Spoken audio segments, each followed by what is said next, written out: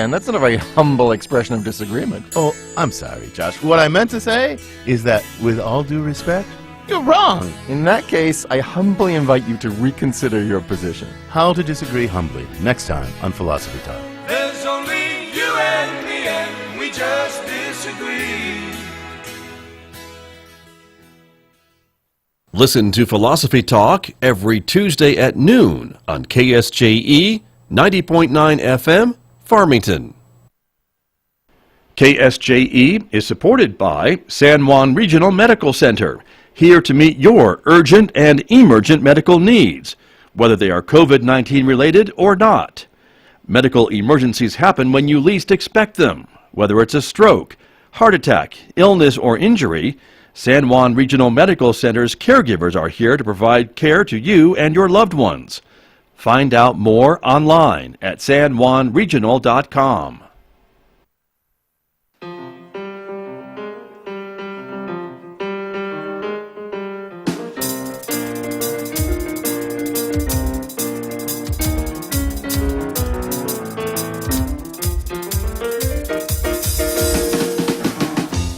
Ten minutes past 8 o'clock, Monday morning, September 28th. Good morning, everyone. I'm Scott Micklin. Thanks for tuning in to KSJE 90.9 FM over the air here in San Juan County, New Mexico. 103.3 FM if you're listening in the Durango, Colorado area, and streaming everywhere from our website, ksje.com. Welcome also to our viewers who are watching this visual radio program. We are streaming the video live to the KSJE Facebook page and YouTube channel this morning, in addition to the KSJE Twitter account. So welcome aboard, Twitter users. We're glad that you're with us this morning as well. Coming up in the next few moments, my guest on the program today, Thomas Heuser, the music director of the San Juan Symphony, will be joining us to talk a little bit about the Symphony's virtual season that premieres this week. We'll talk more about that, what's gone into it, how it's different than usual. All coming up in the next few moments right here on KSJE, so we're glad you're with us for that. Then, of course, we'll talk technology later on this hour with Lewis Campbell from Synergy Computer Systems here in Farmington. That is coming up today at 8:50 a.m. on KSJE. Today, our local information program about the COVID-19 coronavirus. We'll be talking about public education with the Deputy Public Education Secretary from Santa Fe. Also, Shauna Reeves will be joining us as well. She is the Farmington Director of Parks, Recreation, and Cultural Affairs. Some new restrictions being lifted to allow for some more recreational activities in New Mexico. We'll be talking about those in Farmington coming up today. That's at 9 a.m. on YouTube and Facebook, and of course a rebroadcast on the radio this afternoon at 5:06 p.m. on KSJE. On the radio at 9, Mick Hess will take us roving with the arts with some unique music this morning. That's coming up this morning at 9 on Roving with the Arts with Mick Hess this week on KSJE, so stay tuned for that. Don't forget, of course, in addition to Facebook, YouTube, and Twitter, you can also connect with KSJE on Instagram as well. Let's take a look at the weather forecast. Mostly sunny skies for the next several days, but much cooler weather than we've been experiencing. Today's high in Farmington, 72. Overnight low tonight down to 38. It'll be sunny tomorrow with a high of 75 on Tuesday, 81 on Wednesday, and then 80 degrees and sunshine for Thursday, Friday, Saturday, and on into next week. Overnight lows right around 40 degrees. Well, let me turn to my guest who is joining us this morning. Always great to visit with Thomas Heuser from the San Juan Symphony. He is joining us via Zoom from his home in Durango. Thomas, good morning. Good morning, Scott. Thanks for having me. You bet. It's great to visit with you. As I mentioned earlier, it's a concert week, but yet you seem relatively calm, maybe because everything is already in the can, so to speak. You've pre-recorded a concert. That's right. Yeah, we recorded the concert that's being released this Saturday was recorded in August. So while some things are a little bit less stressful about this week, we don't have the performance itself. There's still a lot of new features that we want to talk about. That's very true. And one of the things, of course, I always like to remind folks of, I'm a proud board member of the San Juan Symphony, so I have a little bit of inside knowledge of some of the things you've been working on to get to this point. But I think it's amazing to share with the audience kind of the decision about not canceling the season for the musicians and for yourself and for the audiences to kind of push through with a different type of symphony season this year. Right. So some of your audience are regular audiences and supporters. We so appreciate you and miss you. You know, we've decided, as you mentioned, to have no in-person events for this year in order to slow the spread of Sure. COVID-19. And among our audiences and our musicians, because ordinarily we gather people together on stage in pretty close quarters. So with that decision made over the summer, we had a big pivot to make, and that was to take the entire symphony season onto our website, sanjuansymphony.org. That process has been a very exciting learning curve with lots of new technology and ways to communicate and reach new people, but I'm very optimistic about the fact that we've created this pivot. We have the website up and running. There's content there. There's concerts that are going to be streamed there. And again, there's just a wider reach than ever potentially with this new format, because we can attract people from, of course, New Mexico and Colorado, but around the country and the world. So we have this opportunity that we're making the most of. And again, smaller groups of musicians, we'll talk more about that, but just it's a redesigned format for our season, and it's so far so good. Very good. And again, for folks, again, because we can't gather in person to enjoy a symphonic concert like we normally would, and so the next best thing would be to take it online as you have and make these things virtual. And so the reason you're here this morning is because the first symphony concert is being released this weekend. That's right, yes. Saturday night, October 3rd at 7:30 p.m. is when on our website we will go live with the release of the music that we recorded in the middle of August. We took advantage of the August weather to record in the open air, so we were actually in an open-sided tent at Blue Lake Ranch in Hesperus, Colorado, kind of halfway between Farmington and Durango. Beautiful space, and they have this open-sided tent, so we had the fresh air coming through. In some cases, the monsoon air coming through and blowing Right. the music off the stands. So we made that recording, and we'll be then, it's been produced by our wonderful team of videographers and sound engineers, and we'll be releasing that on Saturday night. And the piece that is then live about it is that I'll be emceeing the evening live, sort of in this format, over a video that is myself introducing the pieces, thanking everyone for joining, thanking our sponsors, and then we'll be playing the videos that have been pre-recorded. So it's a concert, it's live with us. Right. We really are excited about how it's going to sound and look.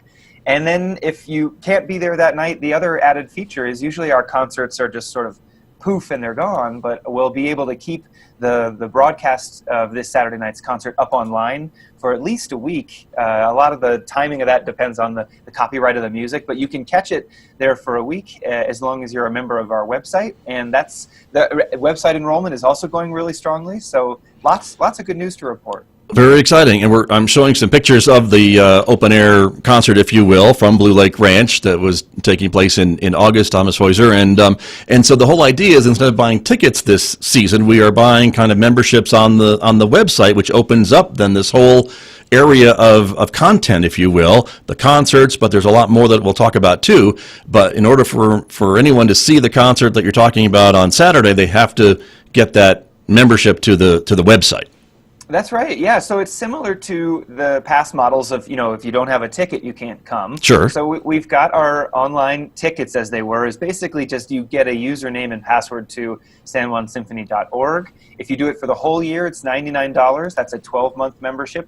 But we've also just this week released a 1-week pass for 7 days that will expire after the week goes by. So if you do that for our 4 concerts, it's a better deal to do the $99. And again, the neat thing, as you mentioned, is once you have your website access, you get behind the scenes and you start to see all of these wonderful videos. So as we've gone along this summer, and as we know this year is going to be sparse in terms of opportunities for our musicians to gather as an orchestra, we've encouraged them to produce videos of their own individual projects. So we've got recitals that are up there online. We've got individual recordings of some quartets, some chamber groups that are of San Juan Symphony musicians, interviews, educational content, sort of promotional videos. I mean, there's tons and tons of stuff up there already, and we haven't even had our first produced concert yet, as it were. So, Right. Again, on the website, lots of music to enjoy and lots of ways to connect with your symphony musicians. True, and I know another local favorite are your pre-concert talks, and those are going to be up there as well to give us a little bit of insight into the content of each musical piece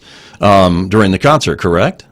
Right, so that's, again, refashioning what we already did to be in this online format. The concert talks are a great way for me to connect with audiences and to explain a little bit about what we're playing. So we'll be releasing those in the Wednesday of concert week, so you can look forward to one of those on Wednesday of this week.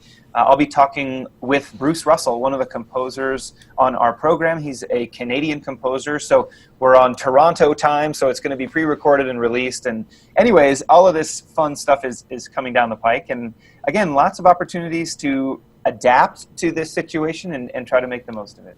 Very, very true. And I want to ask you too a little bit about the season, Thomas Heuser, because you are planning on 4 major performances this year, like in a usual face-to-face year, correct? That's right. Yeah. So that is the plan. Right. I know. With all things 2020, we're rolling with the punches. Understood. So we've got, we made our first one there in August. We recorded, and we will release this Saturday. We have another recording session coming up in the middle of October that'll be released in November. That's at another venue around the Four Corners. We're kind of hopping from venue to venue with our regular concert halls closed. So we're exploring new venues, exploring new instrumental combinations and ways to get the musicians together. And let me just say that some of the images that you're showing of our concert at Blue Lake Ranch, we performed it. I'll talk a little bit about the music, of course, that we're playing this weekend. It includes Aaron Copland's Appalachian Spring in its original version for 13 instruments. And of those 13 instruments, 3 of them are woodwinds, the flute, the clarinet, and the bassoon. For our productions this year, everyone will be required to wear masks while they play, and myself included. I'm conducting in a mask, which creates some very interesting new challenges as musicians. You know, a lot of our communication is visual and expressive, and so we did have to sort of adapt to that style of communication. But the woodwind players were exempt from the masks, obviously, because they have to blow into their instruments. So you'll see them unmasked, but what you may not see is that they're surrounded by plexiglass. We actually have little barriers around each player so that they have their own safety, and there's the safety of the other musicians taken into consideration, with the open air providing wonderful ventilation, etc. Our next recording is actually indoors. It's at the Rising Stage Event Center in Durango, and that's a 3,000 square foot beautiful old barn, and we're just strings in there this time, so there won't be any plexiglass barriers. It'll just be the string players masked. Again, all of these safety precautions are new for us, and we're just, again, making sure that as we make music and connect with people, we're keeping everybody safe. Very true. Well, I've got a short clip of, I think, the Copland piece that you mentioned, Thomas Heuser, that was recorded at the Blue Lake Ranch that I want to play for everybody. Just a small sampling, but to keep in mind, the final video concert is going to be much better sound, much better camera work, and nothing against the camera work of this clip, but I think it's with a cell phone. But again, just to give us an idea of what you're talking about there out in the open. So let's take a look and a listen here of the performance of the San Juan Symphony here at Blue Lake Ranch earlier this year.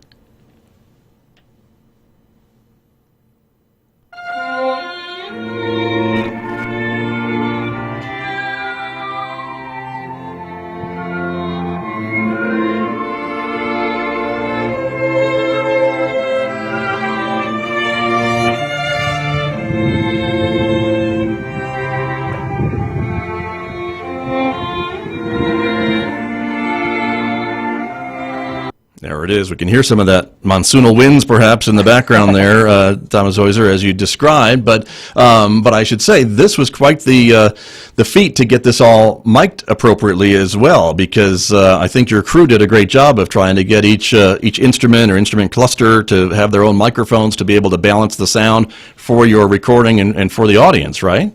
This is the brave new world for us, Scott. I mean, you're in sound, you're in production. Yes. I mean, you know what goes on behind the scenes in order to make these things work. It's a big project, and we've got this great team of video and sound engineers working for us this year. It's just so inspiring to see what they've produced. You won't believe the wonderful production that is this weekend's concert. You're right there. You can hear a little bit of the wind coming in, and that's always an issue for our sound engineers. All the mics had those big fuzzy wind protectors on them. But even then, you know, we have a little bit of that. And what I kept saying to our team is, this is, 2020. We're in a pandemic. let's roll with the punches. If we have the sounds of wind, if there's birds or motorcycles on the highway or whatever it is, so be it. Let's make music and enjoy, and not get too hung up on whether or not you can hear those kinds of things in the background. And that was true for the musicians as well. You know, we usually play a concert and it goes away. We have an archival recording ordinarily, but to have the microphones there, to have this be archived and something that people can watch again and again potentially, is a very new style for us. We're unaccustomed to being that picky, but the way that it was recorded was, again, to try to capture the spirit of a live performance. We did the entire pieces, all of the concert, in single takes, so that it's as though we were performing the entire piece live, rather than being in a studio and managing every single beat and minute to make sure that it's all perfect. These are live takes of the music, and so it still has that energy and the imperfection, frankly, that is so important to a live performance. Very true. Let me ask you about performing outdoors. I know that is something that a lot of musicians enjoy doing, but yet it's a little bit different because I know instruments are very sensitive to weather and things along that line. But this season, I guess, gives you a lot of freedom to try some of these things out. And performing in a tent is one of those things that you don't normally get to do with the San Juan Symphony. Yeah, that's right. So it was a very new acoustical experience. We had to get used to listening to each other without the the reverb of the concert hall helping that. And again, just some instruments are much more okay, with those changes in heat and humidity and all of those factors. But the string instruments in particular, they can be very ornery in that setting. So it was important to try to, keep ratcheting up the intonation and keep conversations about that going. And of course, for Appalachian Spring, the other wonderful feature is the piano part. There's a piano part, so we had to haul one of Paul Vera's pianos under the tent there and get it all tuned up and make sure it stayed in tune over the 2-day recording period. Just so beautiful to be out there, though. I mean, the fact that we could, just walk out into the fields there at Blue Lake Ranch was very special. It was a wonderful experience for us, and I want to tell you more about the music. There's such great repertoire on this program. Yeah, let's talk about it. If you don't mind, leaving us a little sneak preview of your pre-concert talk that's coming up on Wednesday. That'll be released on the website. But in addition to Copeland, what have you got planned? Absolutely. So this concert is called Black Voices and a Ballet for Martha. So the Ballet for Martha is Copeland's Appalachian Spring. When he wrote this work in the 1940s for Martha Graham, the great choreographer and Martha Graham Dance Company director, that performance was in, again, 1944, and Copeland and Martha worked on this piece without the title Appalachian Spring until the very end. So we call it a ballet for Martha just out of sort of respect for what Copeland considered it to be. They had their Americana theme worked out in advance, but the title Appalachian Spring came later. So the theme of the sort of pioneer life, there's these two young people who are falling in love and deciding to build a home and start a homestead, and they're getting the advice of their old-time mentors and parents and elders in their community, saying, beware the trappings of fate and this and that. There's this dialogue between the optimism of youth and the experience of age, sort of a universal theme. But Copeland's music really captures the spirit of that Americana, of course, most famously quoting the Shaker tune, "'Tis a Gift to Be Simple." That tune is woven in the last part of Appalachian Spring, but overall you get this sense of the sort of pioneer spirit, a lot of barn dances and accented folk music coming out of the American West. So some really fun music in Appalachian Spring that always is exciting for people to listen to. The Black Voices on this concert starts us off on a season-long exploration of composers of color, most notably living Black composers. We have 4 composers of color on the upcoming 2 concerts, and that is in response to, of course, this summer we reprogrammed the season probably 3 times during the COVID adjustments that we were making. And that was, of course, during these social conversations that have come up around the death of George Floyd and Breonna Taylor and others, just talking about racial injustice, systemic racism in the industry. It's a conversation that we desperately need to have. And so by bringing these composers of color to the fore, we are giving them a voice, as it were. And I'll be speaking Wednesday night with the Canadian composer Bruce Russell, who's having a world premiere with us this concert. It's called Linea Negra. It is a piece that explores his black lineage and a very sort of minimalist musical writing. And that is also, Linea Negra is the technical term for the black line that appears on a woman's stomach in some cases during pregnancy. So talking about lineage, birth, the sort of process of self-identification as a black person. So conversations, again, that we very much believe in and that we think need to be had right now and that are relevant to our contemporary life. So that Bruce Russell's music, along with Jesse Montgomery's Voodoo Dolls, is the piece that opens the concert.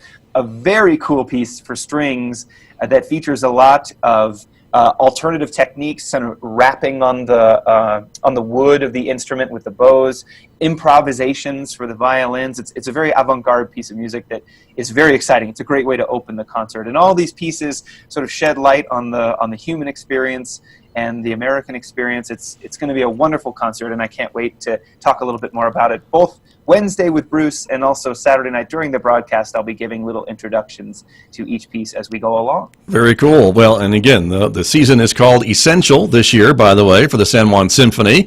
And we're hearing from a lot of your fans and the Symphony's fans on Facebook this morning, Thomas Heuser. They are making comments about thanking the Symphony for continuing to perform and planning a season, and I think a lot of our listeners and viewers this morning are looking forward to it.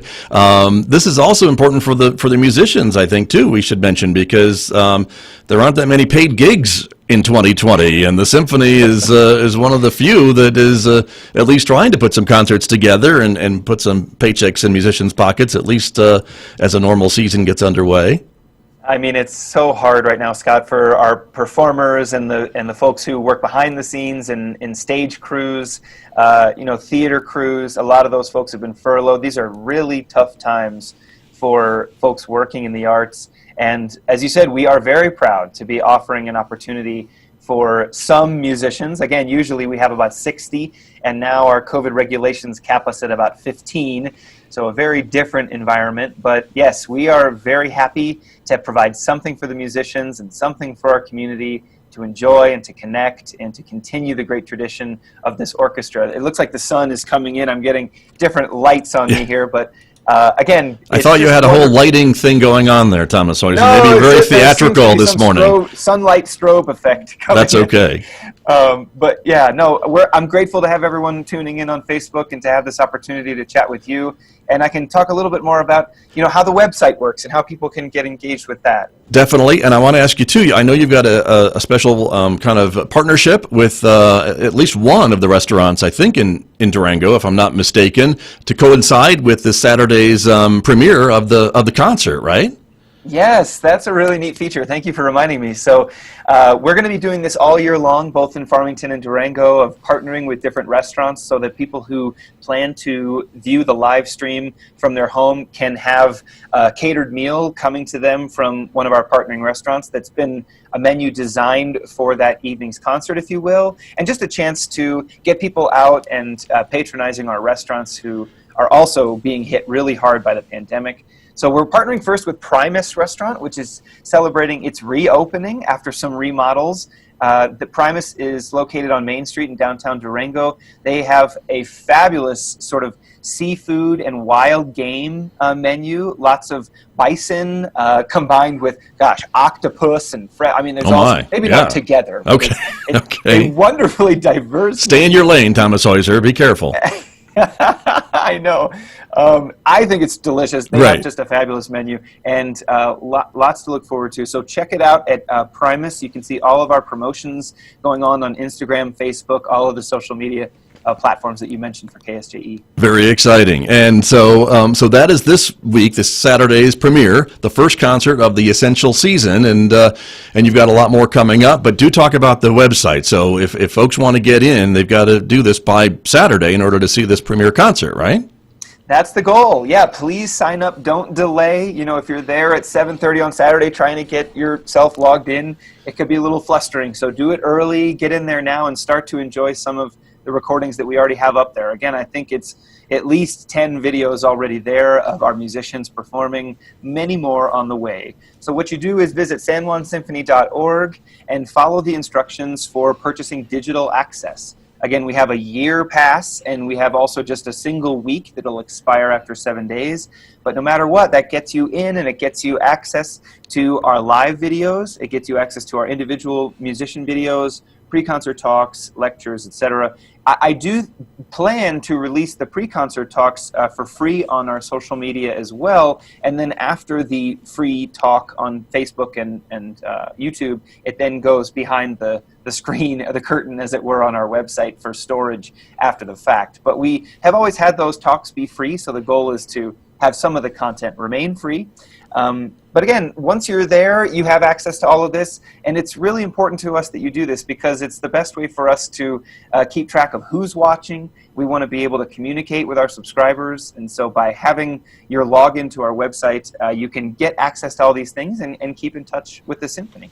Very cool. And again, the season pass for everything is $99, which will be valid from now until the end of the season in April. That's right. It's technically a year pass. So if you get it now, it'll last you into next September, and if you buy it in December, it'll last you till the following December. And that's a unique feature, Scott. I mean, one of the things that is coming out of this is that while what we're doing this year is innovative and is a big change and won't replace the live concerts, if we can get back to that, we of course want to. But some of the aspects of this are likely to continue into the future, like having a website where we can have paid content for subscribers, having a place where we can, connect with people online and potentially keep streaming our concerts even if they're in the concert hall. So the infrastructure that we're putting in place now with the website and some of the production elements is likely to carry forward into the future, and that's a good thing. I think it, like we said, it increases our reach and the options of all of the concerts moving forward. So we're excited about that. Very true. Well, and I think you've already noticed a few maybe subscribers from out of the market, if you will, that are maybe buying a pass from a state that's not in the Four Corners, and it would maybe be difficult to attend a concert in person, but some of your fans have been able to sign up and will enjoy the San Juan Symphony from afar, if you will. Coast to coast. I'm happy to say we've got California all the way to Massachusetts. So holy smokes. Musicians and followers, family members and friends from across the country tuning in. I'm not sure how they would get their octopus charcuterie from Primus air delivered to Massachusetts. But otherwise, we've really got a great thing going in terms of the subscriptions. I think we're at about 200 subscribers already, and that's just shy of our entire annual goal. So there's been a great response this summer for the online season, and we're so excited to get this concert week up and running. But there's still a lot of details, it feels like, on my end to work out, just all of the technical logistics, but we're excited. Basically, we're asking for everyone's understanding as we master all of this. It's very new for our organization, all the technology. Well, very true. And anyone that works on websites or web design knows what a job it is to redesign an entire website, which is what the Symphony did over the summer to make all this happen. And so I'm hopeful that a lot of other folks who maybe always say, gosh, I missed the concert, I was out of town last weekend and I couldn't get to the concert hall to enjoy the Symphony concert. Well, now this season there's really no excuse, because you've got multiple times to watch a concert this season with this pass, right? Absolutely. And for someone in your pajamas, I'll just add that, in your pajamas you could go to a Symphony concert. That's right. Yeah. Oh, yeah. Now there's no. But you know what's so funny, Scott, is that sure, you can wear your pajamas, you can listen to it while you're in the bath. I mean, whatever. But the thing that's I know missing for some people is that sense of going out and seeing people, and I know that that's missing. So One of the things that I've been talking to some patrons about is, hey, if you're used to dressing up, go ahead and put on that suit and sit in front of your computer or your television and wear your earphones and just be looking great. Go ahead and get dressed up. Treat it like you usually would a concert. So there's no rules right now. It's very much the 2020 way of there being no right and wrong. I like it. Come as you are, San Juan Symphony.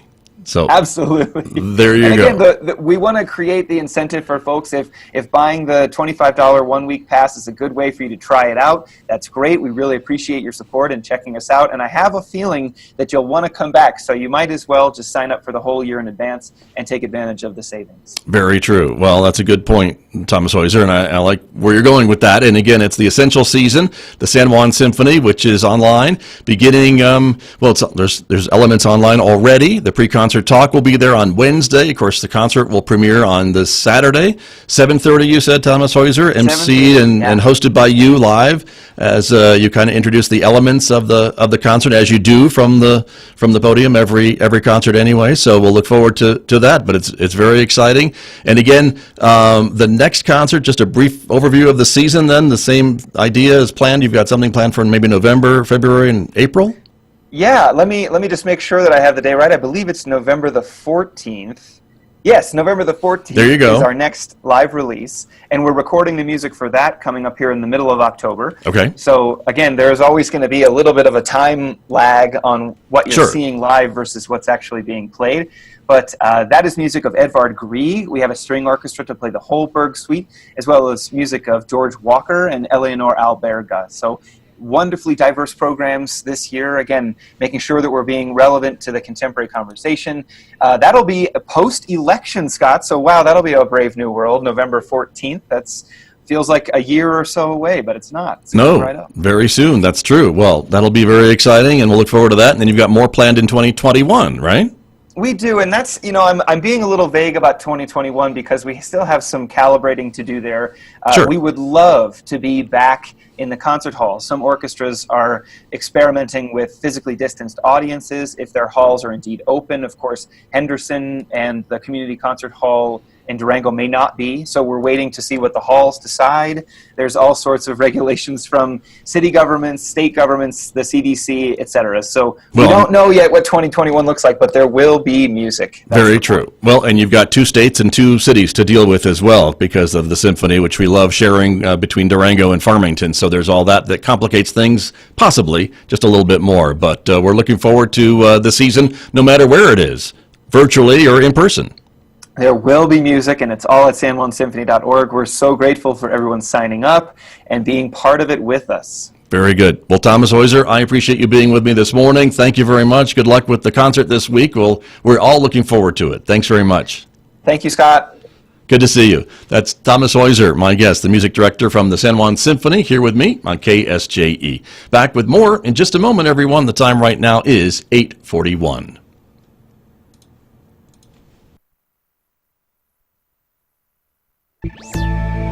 With so many students